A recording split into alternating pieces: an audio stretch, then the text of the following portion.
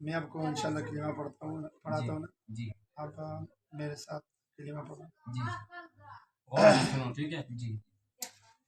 اشہد اشہد اشہد اشہد اللہ الہ اللہ الہ الا اللہ الا اللہ واشہد الحشد واشہد الحشد واشہد والاشہد واشہد اشہد ان ان محمدا محمد عبدہ عبدہ ورسولہ. رسولہ.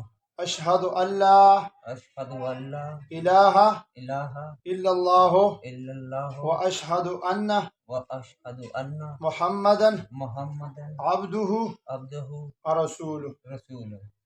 اس کا مطلب یہ ہے کہ میں یہ گواہی دیتا ہوں کہ اللہ واحد ہے، شریک نہیں ہے، نہیں ہے کہ عبادت میں، ذات میں، صفات میں، کسی بھی چیز میں اللہ کے ساتھ کوئی شریک نہیں ہے. نہیں ہے جی بے شک. وَأَنَّ مُحَمَّدًا عَبْدُهُ وَرَسُولُهُ، اور محمد صلی اللہ علیہ وسلم آخری نبی ہے، نبی ہے. اس کے بعد کوئی اور نبی نہیں نہیں ہے نہیں لا نبی بعدی ولا رسول بعدی ولا امت بعدی.